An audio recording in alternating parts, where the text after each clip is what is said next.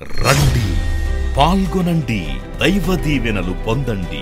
సిలువను గూర్చిన వార్త నశించుచున్న వారికి వెర్రితనము కాని రక్షింపబడుచున్న మనకు దేవుని శక్తి. 1 కొరింథీ 1:18 యునైటెడ్ పీపుల్స్ ఫెలోషిప్ యూపీఎఫ్ నిర్వహించు సిలువ ధ్యానములు 40 రోజుల ఉపవాస ప్రార్థనలు. తేదీలు 2024 ఫిబ్రవరి 19వ తారీఖు నుండి మార్చి 29వ తారీఖు వరకు. సమయం ఉదయం 4 గంటల నుండి ఉదయం 7 గంటల వరకు. స్థలం centenary Baptist church, clock tower దగ్గర, సికింద్రాబాద్. వివరములకు 9550504718 9030757571 నంబర్లను సంప్రదించగలరు. దూర ప్రాంతముల వారు సిలువ ధ్యానములలో యూట్యూబ్, ఫేస్బుక్ మరియు జూమ్ ప్రత్యక్ష ప్రసారం ద్వారా పాల్గొనవచ్చును. Zoom meeting ID 9550504718 passcode 7777. గమనిక, రామ్ నగర్ ఈ సేవ నుండి సెంటినరీ బాప్టిస్ట్ చర్చ్ సికింద్రాబాద్ వరకు బస్సు సౌకర్యం కలదు. అందరికీ ఆహ్వానం. ఆహ్వానించువారు ప్రభువు దాసురాలు జాయ్ చెరియన్ గారు, వ్యవస్థాపక అధ్యక్షురాలు మరియు సీనియర్ పాస్టర్ యూపీఎఫ్ హైదరాబాద్. మరి ఇంతవరకు నేను అందించిన ప్రసంగాలు యేసు రక్తం యొక్క శక్తి మొదటి ప్రసంగం, రెండవది మనసాక్షిని శుద్ధి చేయు యేసు రక్తం, మూడవది యేసు రక్తం ద్వారా విజయం, నాలుగవది నిన్నటి రోజు నిబంధన రక్తం అని. ఈరోజు సిలువ ద్వారా ఆశీర్వాదాలు, అంటే యేసు రక్తం ద్వారా ఆశీర్వాదాలు, blessings through the blood of Jesus. ఒక 10 మీకు వివరించాలని, మరి మధ్యలో నన్ను దేవుడు ప్రేరేపిస్తే పల్లవి చరణం పాడాలని కూడా దానికి సంబంధించి పాడి మరి వాక్య పరిచర్య చేయాలని నేను ఎంతో ఆశిస్తున్నాను. యేసు రక్తంలో మరి ఎంతో శక్తి ఉంది. Yesterday I was telling you that Bible is a blood contract. నిన్నటి రోజు నిబంధన రక్తం గురించి నేను చెప్పినాను. అది చాలా దీర్ఘమైన టాపిక్. అది ఒక్క ప్రసంగంతో ముగియదు. ప్రభుచితమైతే మరి తర్వాత ఒక సమయంలో నేను నిబంధన రక్తం గురించి ఇంకా మరి విపులంగా మీకు అర్థం చేయాలని ఆశపడుతున్నాను. అయితే ఈరోజు యేసు రక్తం ద్వారా ఉన్న 10 ఆశీర్వాదాలు మనం ధ్యానించుకుందాం. మొట్టమొదటి ఆశీర్వాదం, the first blessing through the precious blood of Jesus.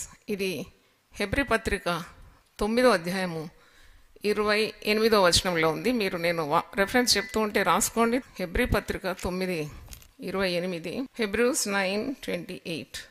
అలాగుననే క్రీస్తు కూడా అనేకుల పాపములను భరించుటకు ఒక్కసారి అర్పింపబడి తన కొరకు కనిపెట్టుకుని ఉండు వారి రక్షణ నిమిత్తం పాపం లేకుండా రెండవసారి ప్రత్యక్షమగు. మొదటి రాకడ గురించి, రెండవ రాకడ గురించి ఈ ఒక్క వచనంలో చాలా వివరణ మనం చూస్తున్నాం.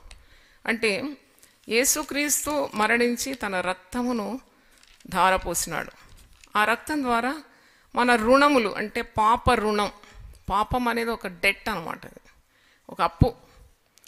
నీవు దేవుని ఆజ్ఞలు మీరి పాపం చేస్తే అదొక రుణంగా నేను కట్టుకుంటుంది. అది ఆ రుణపడి ఉంటావు. ఒక రుణస్థునికి ఎప్పుడు నెమ్మది ఉండదు. ఆ రుణం తీరిపోవాలనే ఉంటుంది.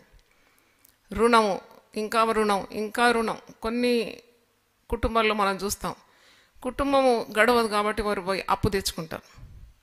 ఆ అప్పు తీర్చడానికి ఇంకో దగ్గర అప్పు చేస్తారు. ఈ 2 అప్పులు తీర్చడానికి 3వ దగ్గర అప్పు చేస్తారు. అంటే జీవితకాలం అంతా రుణపడి ఉంటారు. వాళ్ళకు స్వాతంత్రం ఉండదు. అలాగే పాపం కూడా ఒక రుణమే. ఒక పాపం చేస్తావు, తర్వాత ఆ పాపాన్ని కప్పుకోవడానికి ఇంకో పాపం చేస్తావు.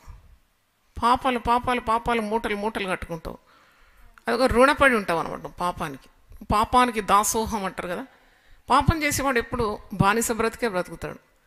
వాడు స్వతంత్రుడు కాడు. అందుకే ప్రభు ఒక గొప్ప మాట అంటాడు, సత్యం మీరు తెలుసుకుంటే ఆ సత్యం మిమ్మల్ని ఏం చేస్తుంది? స్వతంత్రులుగా చేస్తుంది. కట్లన్నీ తెగిపోతాయి. నీ కట్టంతా తెగిందంటే ఈరోజు నువ్వు ఇంత స్వాతంత్రంతో ఇక్కడ ఉన్నావు, మరి దేవుని సన్నిధి అనుభవిస్తున్నావు, దేవుని శక్తిని అనుభవిస్తున్నావు. అంటే నీ పాప కట్ల నుండి ప్రభు నిన్ను సిలువ రక్తం ద్వారా, రక్షణ మార్గం ద్వారా నిన్ను స్వతంత్రునిగా చేసినాడు. దేవునికి వందనాలు. నీ పాప రుణం ఉంది కదా, ఆ రుణం ఎవరు కట్టి తీర్చినారు అనుకుంటున్నారు మీరు? యేసు ప్రభు సిలువలో నీ పాప రుణాన్ని కట్టేసినాడు అన్నమాట. You are declared free. అయితే the debt is paid once for all. అందుకే హెబ్రీ 9:29లో అలాగనే క్రీస్తు కూడా అనేకుల పాపములను భరించడం, మన పాపాలన్నీ ఆయన భరించినాడు. భరించి ఆ పాప రుణాన్ని తన రక్త క్రయధనం ద్వారా తొలగించినాడు. క్రీస్తు కూడా అనేకుల పాపములను భరించుటకు ఒక్కసారి అర్పింపబడి తన కొరకు కనిపెట్టుకొని ఉండు వారి రక్షణ నిమిత్తం పాపము లేకుండా రెండవసారి ప్రత్యక్షం. రక్షింపబడిన మనకు ఒక నిరీక్షణ, ప్రభు రెండవసారి వచ్చి మనల్ని పరిశుద్ధుల గుంపును తోడుకొని వెళ్ళిపోతాడు, సదా ఆయనతో ఉంటామని ఒక పెద్ద నిరీక్షణ. అయితే మనకు తెలుసు పాపం చేస్తే మనకు ఒరిగేది ఏం లేదని. The wages of sin is death. పాపం వల్ల వచ్చు జీతము మరణము. Jesus paid it all. యేసు కడపటి కాసు వరకు కూడా చెల్లించేసినాడు. ఇంకా నువ్వు యేసు ప్రభువును స్వీకరించడం ద్వారా, యేసు దేవుడని ఒప్పుకోవడం ద్వారా, హృదయమందు విశ్వసించడం ద్వారా, యేసుకు నీ హృదయాన్ని ప్రతిష్ఠించిన తర్వాత సాతానుకు ఎలాంటి ఏడుబడి నీ మీద ఉండదు. నువ్వు పాపం చేసిందంతా కూడా యేసు తన రక్తం ద్వారా కడిగేస్తాడు. అందుకే నువ్వు అంటున్నావు, నా పాప రుణాన్ని యేసు తీర్చేసినాడు. నాకు ఇంకా దేవునికి ఆటంకం అడ్డానికి లేదు. దేవునితో నాకు సంధి, సహవాసం, సమాధానము నెలకొల్పబడింది. నేను ఇంతకుముందు శత్రువుగా ఉంటిని, సిలువకు శత్రువుగా ఉంటిని, ఇప్పుడు దేవునికి మిత్రునిగా మారిపోయినాను. మరి నేను దూరస్తునిగా ఉంటిని, ఇప్పుడు నేను పాప రుణం తొలగింపబడింది. కాబట్టి Jesus paid every debt. That is the reason I'm so close to God. నేను దేవునికి సమీపంగా ఉన్నాను. నేను పాపిగా ఉండినప్పుడు చాలా వ్యసనకాంతుగా ఉంటిని. ఇప్పుడు పాపం పోయిన తర్వాత నేను సంతోషభరితుడని అయిపోయినాడు. నాకు దేవునికి ఏ ఆటంకం లేదు. ముందు పాపిని, ఇప్పుడు పరిశుద్ధుని. అలాగే ముందు బలహీనుని, నేను ఇప్పుడు బలవంతుని అని. ఇవన్నీ కూడా నీకు యేసు ప్రభు చింతించిన శిలువ ద్వారా లభించింది. కుమారత్వం లభించింది. ముందు నువ్వు బానిసవు. దేవుడు అంటే చాలా భయపడుతూ వణుకుతూ దూరం ఉన్నాడు. బానిస బ్రతుకు వేరు, కుమారత్వం వేరు కదా.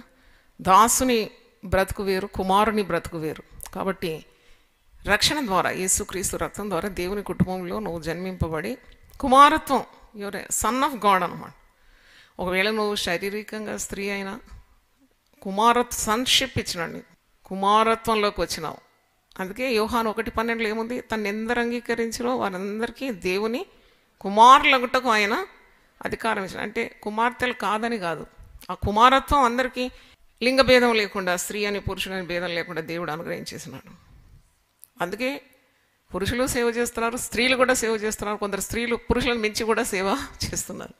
అంటే God is not a respecter of persons. అందరికి ఒకే మూల్యం చెల్లించినాడు. That is the reason he is not partial.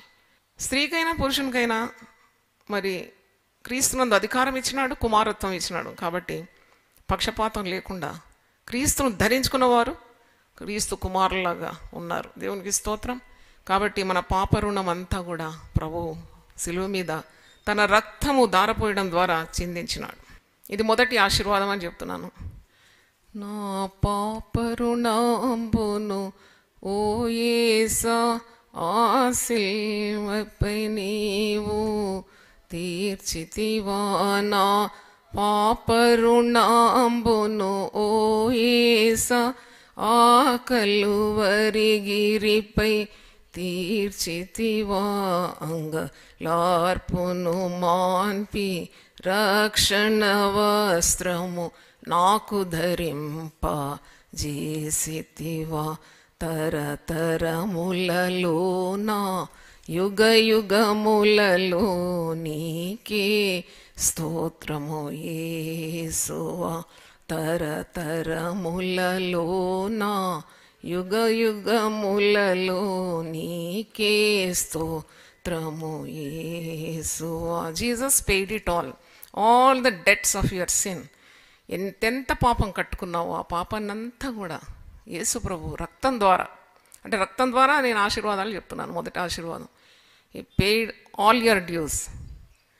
అందుకే విశ్వాసి పాడతాడు పాట, నన్ను గావను నీవే ఓ యేసా, పరలోకంబును విడచితివా, నన్ను గావను నీవే ఓ యేసా, పరలోకంబును విడచితివా, దాసుని రూపంబున సిల్వపై నీవు పాపశాపము మోసితివా, దాసుని రూపంబున సిల్వపై నీవు పాపశాపము మోసితివా. నీ ప్రేమకు ప్రతిగా ఓ యేసా నేనేమి చెల్లింపగలనయ్యా, నీ ప్రేమకు ప్రతిగా ఓ యేసా నేనేమి చెల్లింపగలనయ్యా. రక్షణ పాత్రంబును చేబుని నిత్యము అర్పించెదనా స్తోత్రంబు, రక్షణ పాత్రంబును చేబుని నిత్యము అర్పించెదనా స్తోత్రంబు. హల్లెలూయా. మొదటిది, ఆయన నీ పాప రుణాన్ని తీర్చేసినాడు. అది గొప్ప ఆశీర్వాదం శిలువ రక్తం చేత. రెండవది పోదాం. రెండవది, నీవు నీ యొక్క మరి పాపములకు క్షమాపణ పొందినావు. పాపం క్షమింపబడాలి కదా. అది ఎఫెసీ పత్రిక 1వ అధ్యాయము 7వ వచనంలో ఒకసారి చూడండి. Second blessing, Ephesians 1:7. దేవుని కృపా మహదేశ్వరుని బట్టి ఆ ప్రియుని యందు ఆయన రక్తము వలన మనకు విమోచనము అనగా మన అపరాధములకు క్షమాపణ మనకు కలిగి ఉన్నది. అంటే Jesus forgive all our sins, మన ప్రతి పాపాన్ని క్షమించినాడు. అందుకే మనం ఎప్పుడు కృతజ్ఞతలమై ఉండాలి, సిలువను ధ్యానించాలి.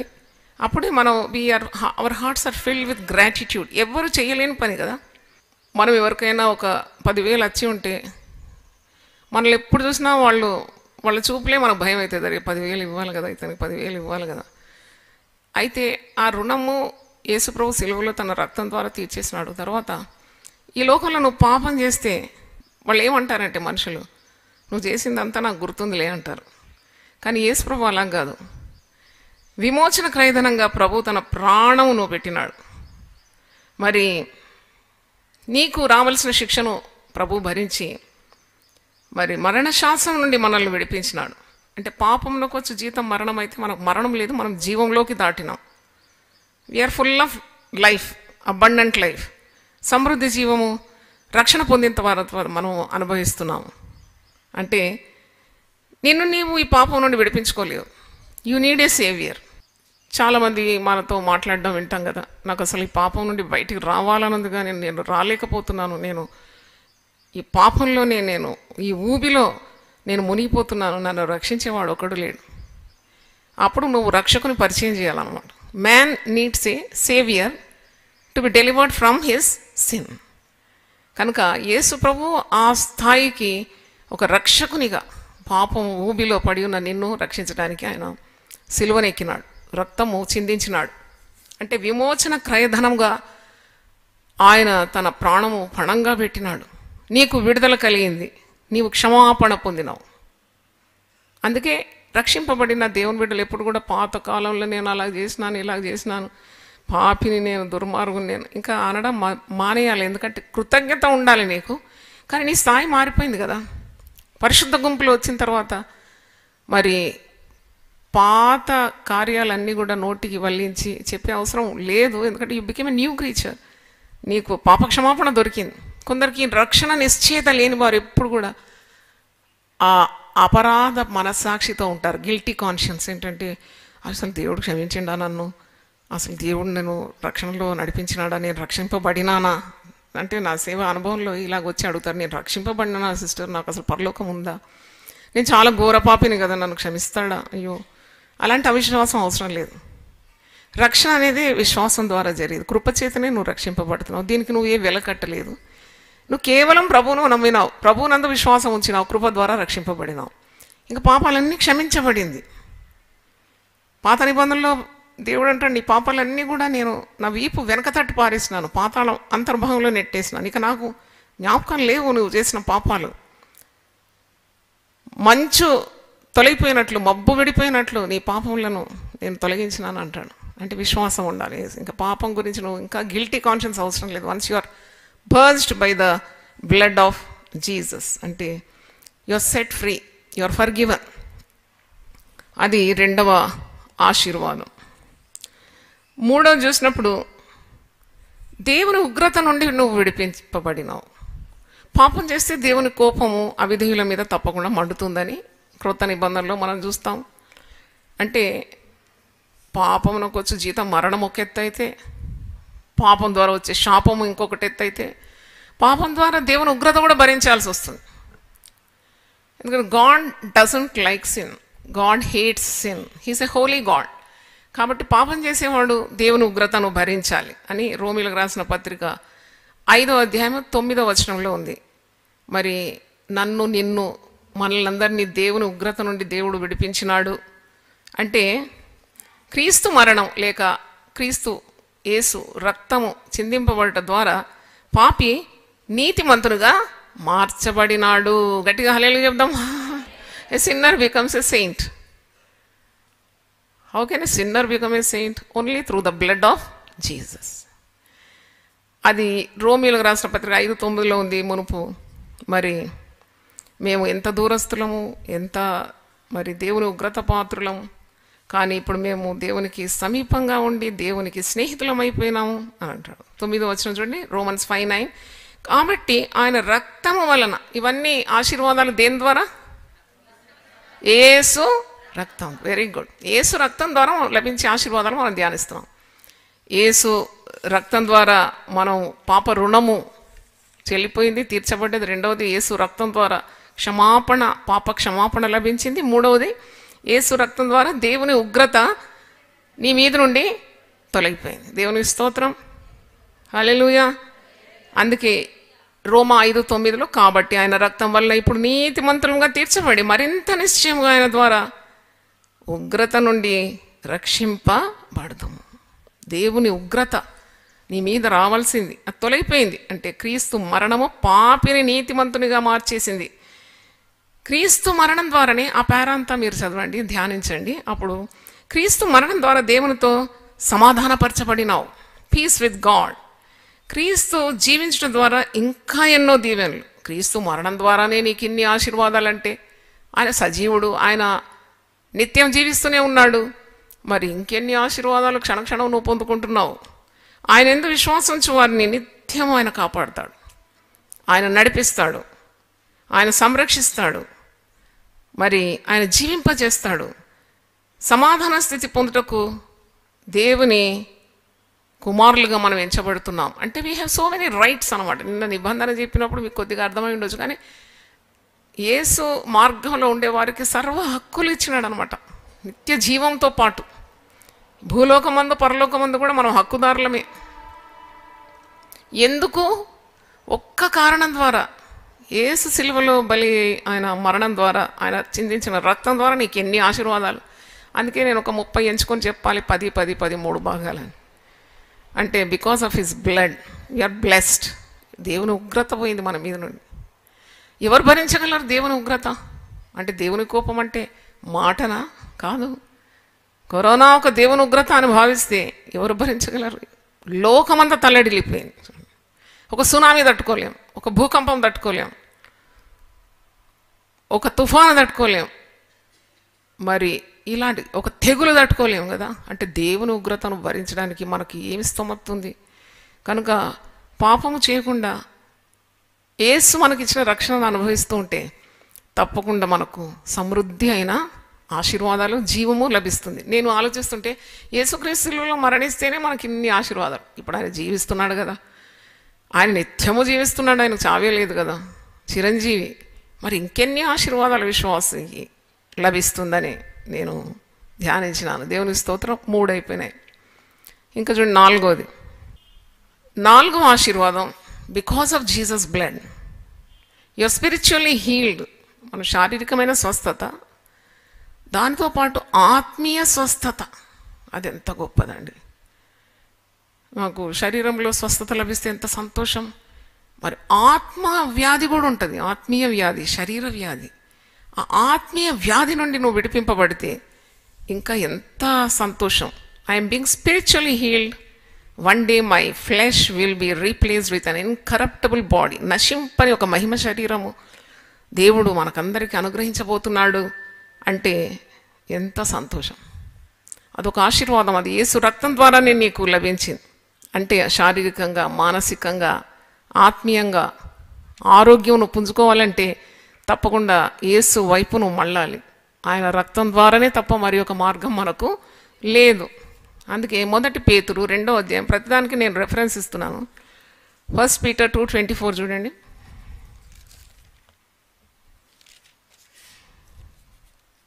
మొదటి పేతురు 2:24. మనము పాపముల విషయమై చనిపోయి నీతి విషయమై జీవించినట్లు ఆయన తానే తన శరీరమందు మన పాపములను మ్రాను మీద మోసుకొనెను. ఆయన పొందిన గాయముల చేత మీరు స్వస్థత పొందిరి. మీరు గొర్రెల వలె దారి తప్పిపోతిరి కానీ ఇప్పుడు మీ ఆత్మల కాపరి అధ్యక్షుడైన ఆయన వైపునకు మళ్ళీ ఉన్నారు. దేవుని స్తోత్రం. హల్లెలూయా. ఎంత క్రైస్తవత్వం సచ్ ఎ నోబుల్ వే, ఎంత బ్యూటిఫుల్ వే, ఎంత అద్భుతమైన రక్షణ మార్గం అని నాకు అది ధ్యానిస్తున్న కొలది ఎంత ఆశ్చర్యం. నీకు అన్ని విధాల ఆశీర్వాదం యేసు రక్తం ద్వారా ఉన్నది.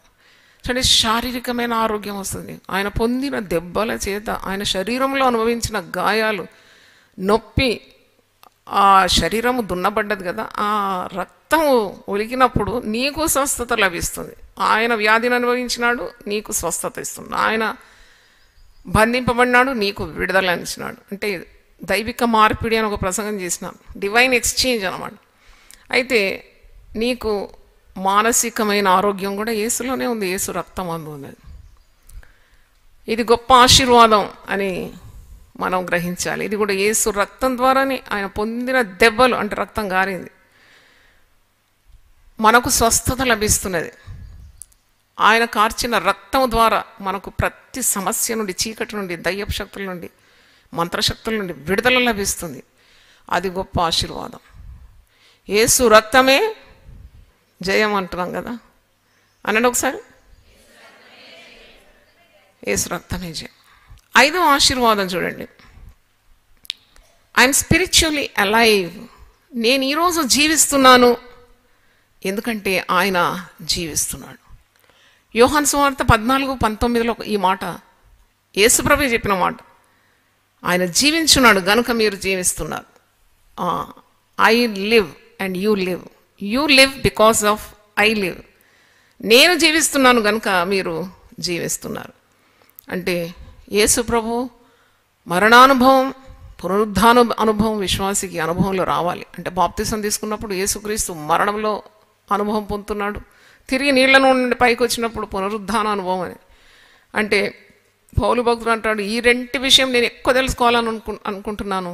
ఈ జ్ఞానం కొరకు నాకు కలిగినవన్నీ కూడా నేను పెంటతో సమానంగా ఎంచుకుంటున్నాను. I want to know more about the death of Christ, more about his resurrection. That is the reason I'm not caring anything in life. Everything is nothing but dung for me అంటున్నాడు. Philippi పత్రిక 3వ అధ్యాయంలో మీరు చూస్తారు. అందుకే ఈరోజు మనం బ్రతికున్నాం, ఉనికి కలిగి ఉన్నాము, చలిస్తున్నాము అంటే కేవలం యేసు ప్రభువు చిందించిన రక్తం ద్వారా. దేవుని స్తోత్రం. త్రాణి కలిగి ఉన్నాం, నీరసించిపోయి, కృంగిపోయి, పడకబట్టి, లేక అన్ని విధాల ఓడిపోయి లేము. స్తోత్రం. హల్లెలూయా. We are alive because Jesus has shed his blood on the cross. Blood is life.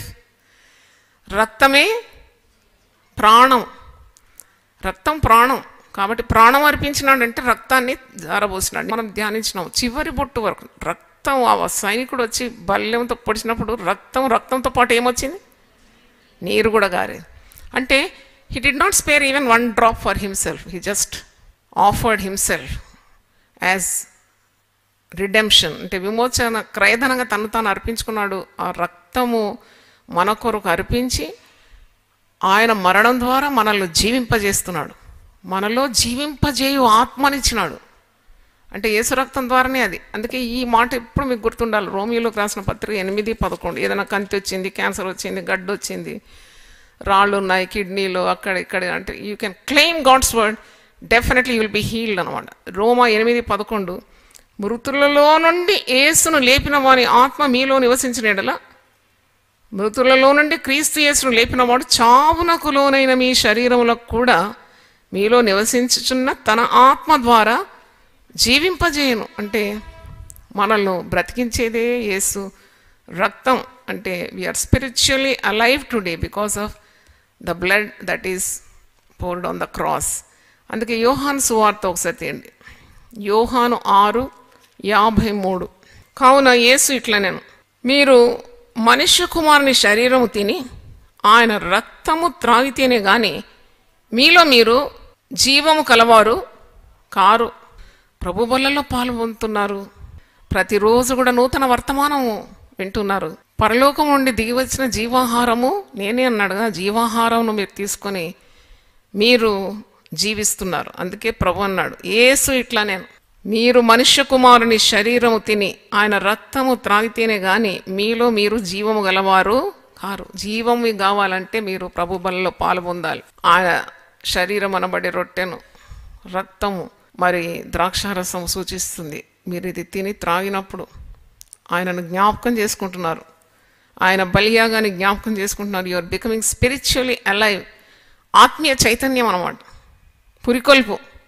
అవును, నాకు ప్రభు ఉన్నాడు, నా కొరకు రక్తం కార్చినాడు, నన్ను ఎంతగానో ప్రేమించినాడు, నా రుణభారం అంతా తొలగించినాడు, మరి నన్ను పూర్తిగా క్షమించినాడు, ఆయన ఉగ్రత నా మీద లేకుండా చేసినాడు, నన్ను ఆత్మీయంగా స్వస్థపరిచినాడు, తర్వాత నేను ఇప్పుడు ఆత్మీయంగా జీవిస్తున్నాను అని ఇవన్నీ కూడా తలంపులతో నిన్ను నింపుతాడు. దేవునికి స్తోత్రం, హల్లెలూయా. ఒక పాట చరణం ఇలా ఉంది, ఆయన జీవిస్తున్నాడు గనుక మనం జీవిస్తున్నామని అర్థం.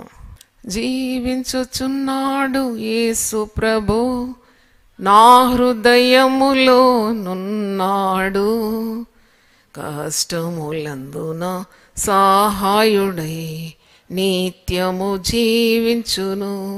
జీవించుచున్నాడు యేసు ప్రభు, నా హృదయములో నున్నాడు, కష్టమునందున సహాయుడై నిత్యము జీవించును. హల్లెలూయా. 6వ ఆశీర్వాదం మనం చూసుకుందాం. దేవునితో నీకు గొప్ప సమాధానము లభించింది. మరి యేసు ప్రభు ఆయన రక్తము అర్పించడం వలన మానవాళికి సమాధాన స్థితి ఏర్పడింది. అంటే పాప క్షమాపణ ద్వారానే ఈ సమాధాన స్థితి, దేవుని ఉగ్రత నుండి తొలగిపోయి సంతోషము, సమాధానము, స్వస్థత, పాపక్షమాపణ, ఇవన్నీ ఆశీర్వాదాలు అనమాట. ఇవన్నీ కోకులలుగా ఉన్నాయి. ఇవన్నీ ధ్యానిస్తే మీరైతే భూమి మీద మీ పాదాలు ఉండవు. You will be jumping with happiness. ఇన్ని దీవెనల సిలువ ద్వారా. అయ్యో, ఇది ధ్యానించని వారికి ఎంత కొదువ. మనకైతే దేవుడు ఈ గొప్ప దర్శనం ఇచ్చి ఎంత ఆనందిస్తున్నాం. We are so happy because we are contemplating, meditating on the word of God, on the blood of Jesus. యేసు యొక్క బలియాగము, తన ప్రాణం అర్పించడం, తన రక్తం చిందించడం, మన పాపక్షమాపణ కలిగింది, మనకు దీవెన వచ్చింది. మనం దూరస్తులం, ఇప్పుడు సమీపస్తులమైనాం, మన శత్రువులం, మన మిత్రులం అయిపోయినాం. మనం బలహీనం, ఇప్పుడు బలవంతులం అయిపోయినాం. మనం ఎక్కడో పడి ఉండాల్సింది దేవుని సన్నిధిలో, దేవుని గుంపులో వచ్చినాం, పరిశుద్ధ జనంగా పిలువబడుతాం. అంటే ఇవన్నీ ఆశీర్వాదాలు, సిరులు అన్నమాట. ఇవి సిలువ సిరులు. అయితే ఇక్కడ ఆయన మనకు సమాధాన స్థితి అనుభవించినాడు. ఆ అనుభవించడానికి ఆయన ఆశీర్వదించినాడు. యెషయా 53:5 ఒకసారి చదువుతాను. ఇక్కడ దాదాపు 1000 సంవత్సరాల ముందు ప్రవక్త అయిన యెషయా ప్రవచించినాడు యేసు సిలువ గురించి. అది ఈ అధ్యాయం పరిశుద్ధ గ్రంథంలో సిలువను గురించి పాత నిబంధనలు ఎక్కడుంది అని అడిగితే వెంటనే మీరు చెప్పాలి యెషయా 53 సిలువకు ముంగుర్తుగా ప్రవచించిన ప్రవక్త మాటలు. యెషయా 53:5 చూడండి.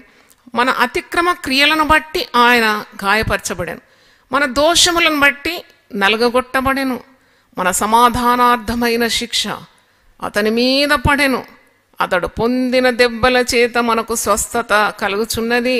హల్లెలూయా. ఎంత గొప్ప ఆశీర్వాదం అండి. సమాధానార్థమైన శిక్ష అంటే నేను పొందాల్సిన తీర్పును యేసు ప్రభు ఆ తీర్పుకు గురైనాడు. పాప భారం మోస్తూ సిలువ మరణం పొందినాడు. కాబట్టి నాకు రావాల్సిన తీర్పు ఆయనే భరించినాడు. నాకు దేవునితో సమాధానం ఇచ్చినాడు. సమాధానార్థమైన శిక్ష ఆయన భరించినాడు. అంటే పాపం ఉంటే సమాధానం ఉండదు కదా. ఆ పాపము భరించి, ఆ రుణము చెల్లించి, నీకు రుణమాఫీ చేసి, నీకు సమాధాన స్థితి నెలకొల్పి, ఇక నీవు పాపి పాపి అనకుండా, ఇదిగో యేసు నా పాపాలన్నీ భరించి నాకు ఉచితముగా ఆయన కృప ద్వారా ఇచ్చిన రక్షణ ద్వారా నాకు ఎంత సమాధానం, ఎంత సంతోషం. నీకు ఏమున్నా ఏం లేకున్నా నీకు దేవుని సన్నిధి ఉంటే చాలు, యేసు సన్నిధి ఉంటే చాలు. హల్లెలూయా, హల్లెలూయా. నీకు కారు ఉన్నా కారు లేకున్నా యేసయ్య చాలంటావు. అవును, నాకు ఏసి ఇచ్చిన నెమ్మది చాలు, ఏసి ఇచ్చిన సంతోషం చాలు, ఏసి ఇచ్చిన జీవం చాలు, నాకు సమాధాన స్థితి పొందుకున్నాను. సాతానుడు గాడు వచ్చి నన్నేం బెదిరించలేడు. నేను చేసిన పాపానికి అంత రుణం చెల్లించేసినాడు, నా తీర్పు భరించినాడు, నేను పొందాల్సిన ఉగ్రత భరించినాడు. నాకు ఎంత సంతోషం, ఎంత సమాధానం.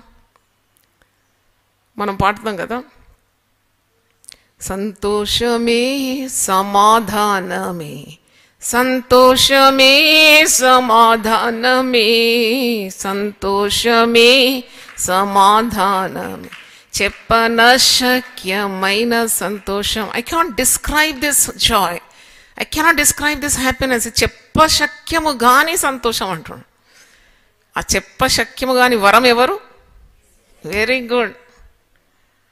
బైబిల్లో పౌలు అంటాడు చెప్పశక్యము కదా, I cannot define, I cannot describe. నేను వర్ణించలేని సంతోషం, చెప్ప వీలుగానంత సంతోషం ఆ వరమైన యేసుక్రీస్తు ద్వారా నేను పొందుకుంటున్నాను. హల్లెలూయా. అంటే యేసు ప్రభు అయిన రక్తము అర్పించడం ద్వారా మానవాళికి, మరి పాపులు నీచులైన మానవాళికి పరిశుద్ధమైన దేవునితో సమాధాన స్థితి ఏర్పడింది, సమాధాన స్థితి ఏర్పడింది, పీస్ విత్ గాడ్. అయితే ఆ సంతోషం, ఆ సమాధానమే ఎంతో గొప్పది. దేవుని స్తోత్రం. అందుకే వాడతా, ఈ సంతోషము నీకు కావలినా, ఈ సంతోషము నీకు కావలినా, ఈ సంతోషము నీకు కావలినా, నేడే యేసు నొద్దకు రమ్ము, నేడే యేసు నొద్దకు రమ్ము. అంటే వేరే మార్గాల్లో లేదు కదా ఈ సంతోషం. వేరే మార్గాల్లో బంగారం తెచ్చిస్తారు, మరి అబ్బా వెండి ఎన్ని కిలోలు ఇచ్చినా నేను దేవునికి అంటారు, నా శిరోజాలాలు ఇచ్చినానంటారు, ముక్కు కోసి ఇచ్చినానంటారు, చెవు కోసి ఇచ్చినానంటారు, ఎన్నెన్ని ఇబ్బందులు పడతారు. కానీ యేసు క్రీస్తు రక్తము అర్పించడం ద్వారా ఉచితముగా నీకు ఈ రక్షణ, ఉచితముగా ఈ సంతోషం, ఉచితముగా ఈ యొక్క సమాధాన స్థితి దేవునితో, ఉచితముగా జీవము, సమృద్ధి అయిన జీవం. హల్లెలూయా. 6 మనము ఆశీర్వాదాలు యేసు రక్తం ద్వారానే మనకి ఆశీర్వాదాలన్నీ కలిగినాయి. 7వది చూసినప్పుడు గొప్ప ఆశీర్వాదం ఏంటంటే, యేసుక్రీస్తు సిలువలో రక్తము చిందించడం ద్వారా నువ్వు ఒక క్రొత్త సృష్టిగా మారినావు, న్యూ క్రీచర్. నాకు 6 మనవళ్ళు మనవరాలండి. మరి ఒక్కొక్కసారి పాప పుట్టింది, బాబు పుట్టినట్టే నేను హాస్పిటల్కి ముందే పోయి ఎదురు చూస్తూ ఉంటుంటే, ఆమెకు చిన్న కొత్త సృష్టి ఎట్టుంటుంది, ముక్కు ఎట్టుంది, కలర్ ఎట్లుంది, వెయిట్ ఎంత, ఎంటుకలు ఒత్తుకున్నాయా, అంటే ప్రతి ఒక్కరు అలాగే ఆశిస్తారు కదా. అంటే న్యూ క్రీచర్, కొత్తగా ఒక ఫ్యామిలీ మెంబర్ ఇంటికి యాడ్ అయింది అంటే ఎంత సంతోషం. ఆ నొప్పులు, ఆ బాధ, ఏడుపు అంతా బాధాకరంగానే ఉంటుంది. కోడలైనా బిడ్డైనా నొప్పులు తీస్తుందంటే ఏ తల్లి గుండె రోధించదు. ఆ నొప్పులు తీసేటప్పుడు భర్తలు కూడా పక్కనే ఉంటారు, నా భార్యకి ఏమైనా అవుతుందా అనే బాధతో ఉంటారు. పురుషులకు అప్పుడే భార్యల మీద చాలా ప్రేమ ఉంటుంది, సాటుకి ఏడుస్తూ ఉంటారు. కన్నది అనగానే ఇక వాళ్ళ బాధ అంతా మాయమైపోతుంది. ఆ తల్లి నొప్పులు తీసిన తల్లి కూడా మర్చిపోతుంది బాధ. ఏ న్యూ క్రీచర్, కొత్తగా ఒక సృష్టి. ఒక దగ్గర నేను చదివినాను, పిల్లలు ఇక పుడుతూనే ఉన్నారు ఈ ప్రపంచంలో, అందమైన బిడ్డలు చక్కగా పుడుతూనే ఉన్నారు. కొందరేమో అబార్షన్ చేసి హత్య, నరహత్య, అది చిన్న చిన్న బిడ్డలను చంపుకుంటారు కడుపులోనే. అయినా దేవుని ప్రేమ చూడండి.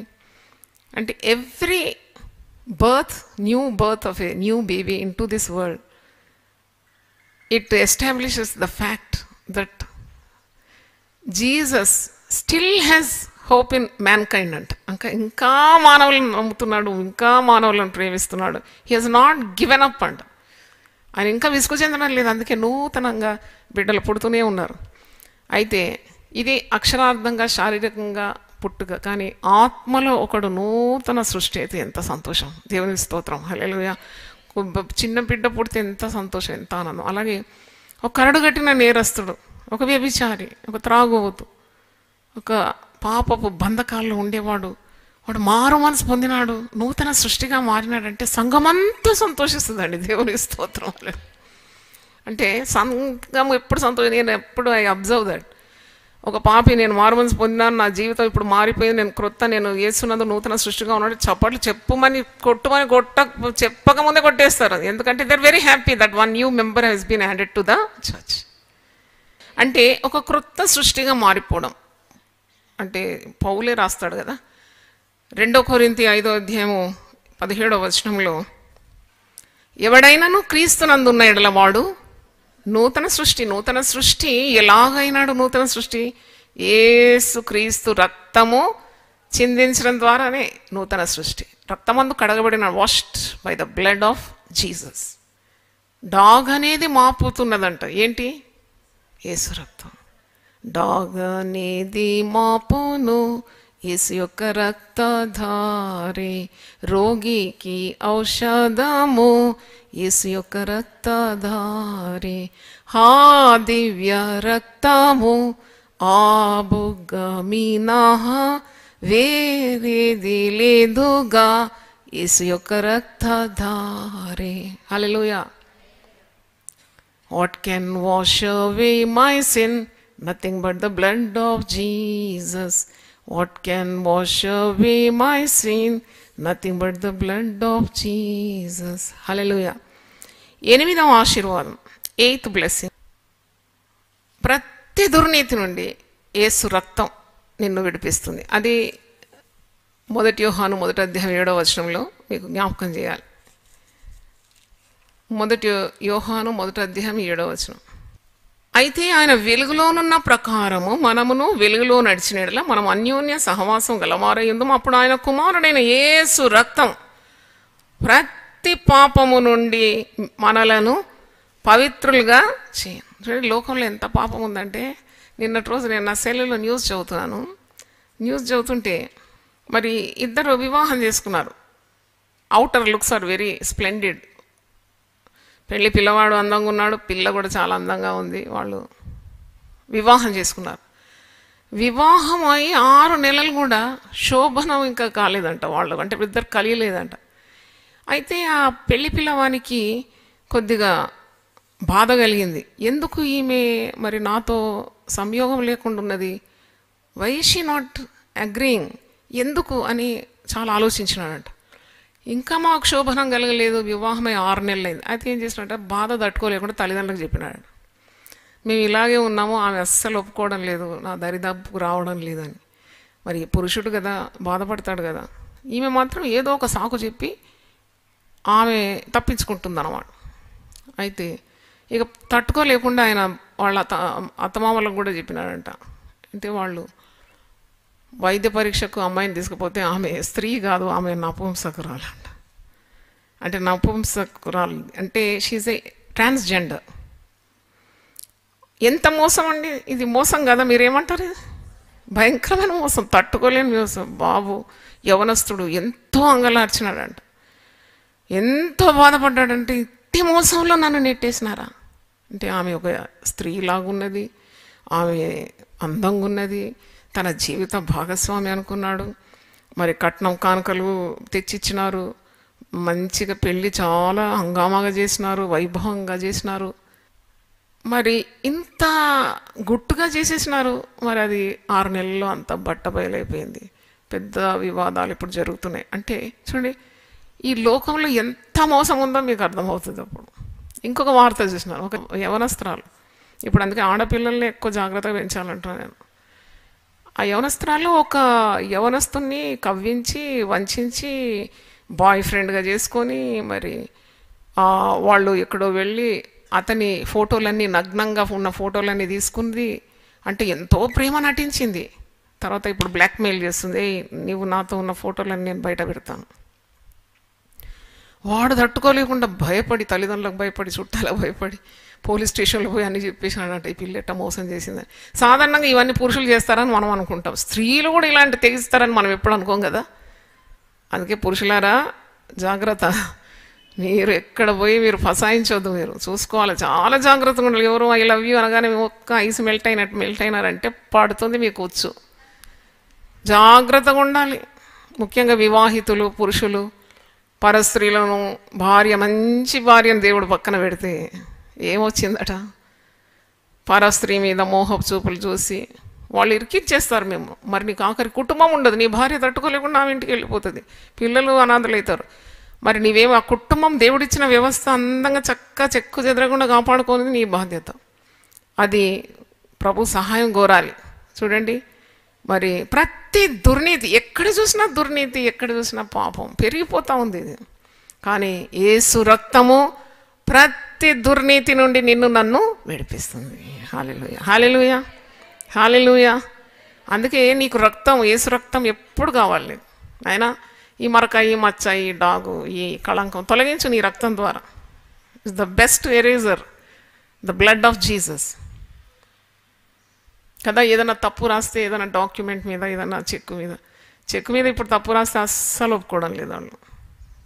చెక్కు మీద ఒక్క అక్షరం దిద్దినామంటే కూడా నో క్యాష్. అకౌంట్లో వేసినా కానీ ఆనర్ కాదు, కరెక్ట్ రాయాలి చెక్కులో. ఇంకెక్కడైనా మనం నోట్బుక్లో ఏదైనా తప్పు రాస్తే ఒక వైటనర్ అని దొరుకుతుంది, వైటనర్ పెడతాం. అది ఎంత వైటనర్ పెట్టినట్టే ఉంటుంది, కానీ వైటర్ పెట్టనట్టయితే ఉండదు కదా. కానీ యేసు రక్తం బ్లాట్స్ అవుట్ యువర్ ఇనిక్విటీ. నీ దుర్నీతిని ఏం చేస్తుంది? అది పూర్తిగా నీకు విడుదల ఇచ్చేస్తుంది. యేసు రక్తం అలాంటిదని. మరి అంత గొప్పది యేసు రక్తం. దేవునికి స్తోత్రం.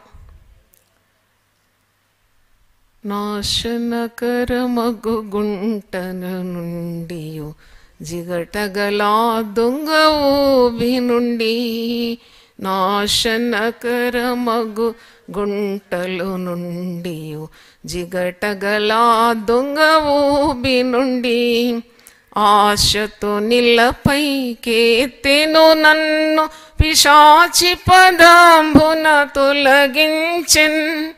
యేసుని కొరకై ఇలా జీవించెద, భాసురముగనే నన్ను దినము, దోషములన్నీయు బాపెను, మోక్ష నివాసము నా ప్రభు చేర్చెనుగా.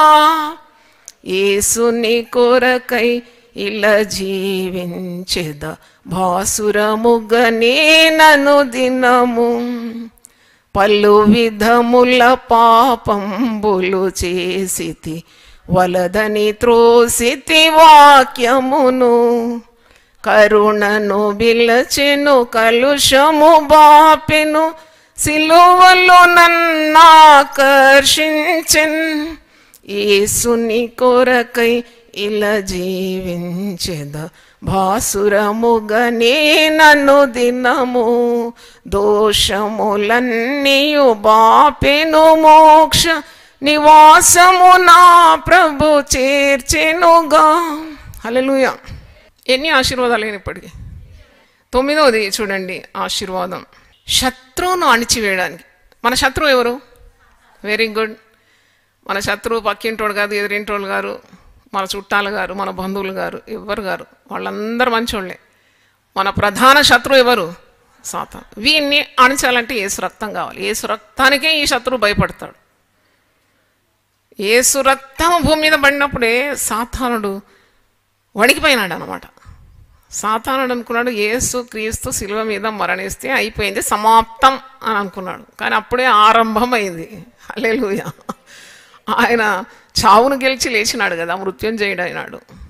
అదే ఈస్టర్ పండుగ మనం సంబరంగా జరుపుకుంటాం. Is not dead, he's alive. అయితే ఇది ప్రకటన గ్రంథం 12:11లో ఆ మాట ఉంది. మరి నీవు సాతానుడు నిన్ను బెదిరిస్తుంటాడు, కానీ నువ్వు సాతాను గెలిచినావు ఎప్పుడైతే యేసు రక్తము శిలువ మీద నీ కొరకు నా కొరకు చిందించినాడు. నేరారోపణ చేయువాడు వీడు ఎప్పుడు భక్తులను మరి మీద నేరం మోపుతూ ఉంటాడు.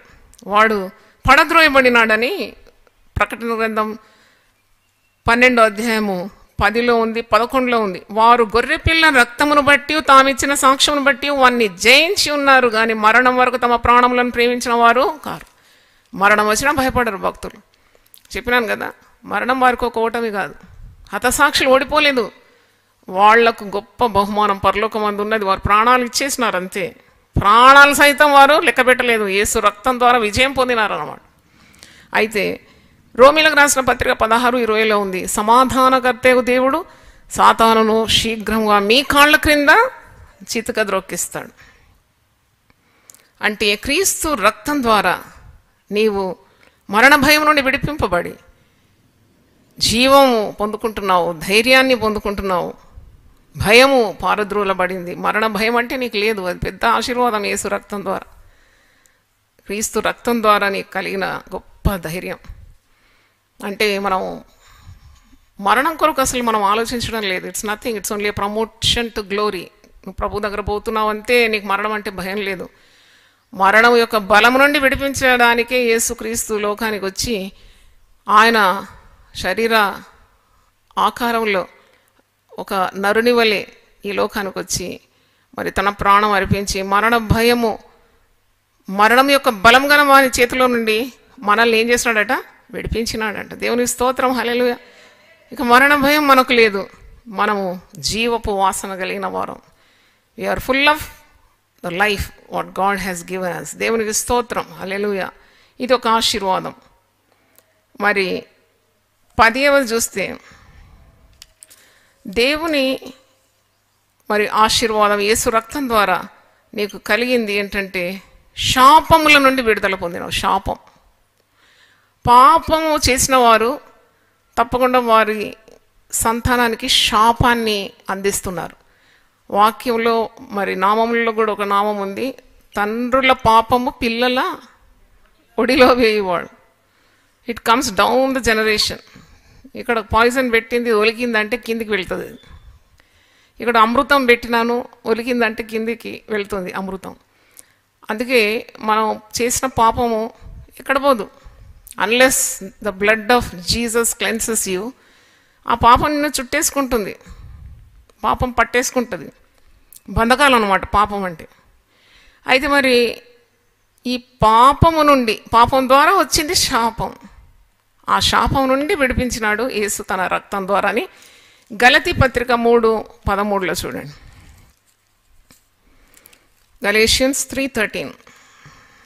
నీకు యేసు క్రీస్తు రక్తము చిందించడం ద్వారా 13వ వచనం 3:13, ఆత్మను గూర్చిన వాగ్దానము విశ్వాసం వలన మనకు లభించినట్లు అబ్రహాం పొందిన ఆశీర్వచనము క్రీస్తు యేసు ద్వారా అన్యజనులకు కలుగుటకై క్రీస్తు మన కోసము శాపమై మనల్ని ధర్మశాస్త్రం యొక్క శాపము నుండి విడిపించాను. మ్రాను మీద వేలాడు ప్రతివాడు శాపగ్రస్తుడని రాయబడి ఉన్నది.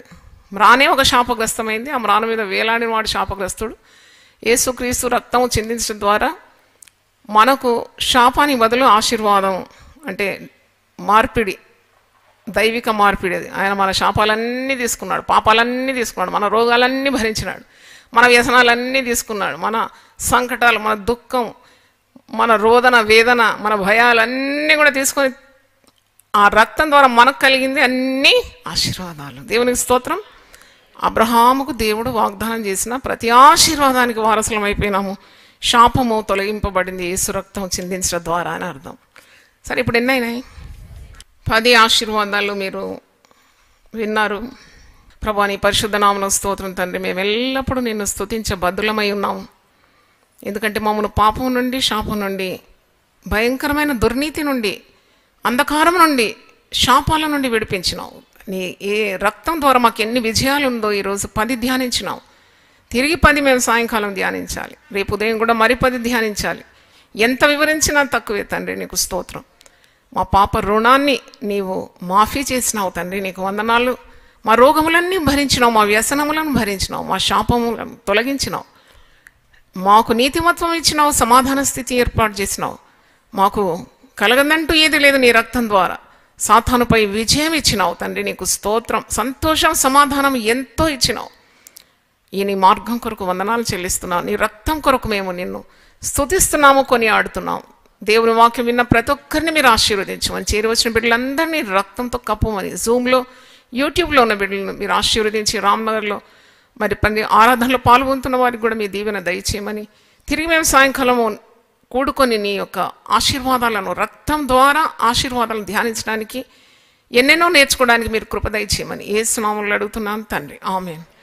తండ్రి అయిన దేవుని ప్రేమ, యేసు క్రీస్తు కృప, పరిశుద్ధాత్మ సహవాసం మనందరికీ సదాకాలం తోడుగా ఉండును గాక, ఆమేన్. హల్లెలూయా. రండి, పాల్గొనండి, దైవ దీవెనలు పొందండి. సిలువను గూర్చిన వార్త నశించుచున్న వారికి వెర్రితనము కాని, రక్షింపబడుచున్న మనకు దేవుని శక్తి. 1 కొరింథీ 1:18. యునైటెడ్ పీపుల్స్ ఫెలోషిప్ UPF నిర్వహించు సిలువ ధ్యానములు. 40 రోజుల ఉపవాస ప్రార్థనలు. తేదీలు 2024 ఫిబ్రవరి 19వ తారీఖు నుండి మార్చి 29వ తారీఖు వరకు. సమయం ఉదయం 4 గంటల నుండి ఉదయం 7 గంటల వరకు. స్థలం centenary Baptist church, clock tower దగ్గర, సికింద్రాబాద్. వివరములకు 9550504718, 9030757571 నంబర్లను సంప్రదించగలరు. దూర ప్రాంతముల వారు సిలువ ధ్యానములలో యూట్యూబ్, ఫేస్బుక్ మరియు జూమ్ ప్రత్యక్ష ప్రసారం ద్వారా పాల్గొనవచ్చును. Zoom meeting ID 9550504718, passcode 7777. గమనిక, రామ్నగర్ ఈ సేవ నుండి సెంటినరీ బాప్టిస్ట్ చర్చ్, సికింద్రాబాద్ వరకు బస్సు సౌకర్యం కలదు. అందరికీ ఆహ్వానం. ఆహ్వానించువారు ప్రభువు దాసురాలు జాయ్ చెరియన్ గారు, వ్యవస్థాపక అధ్యక్షురాలు మరియు సీనియర్ పాస్టర్ UPF హైదరాబాద్.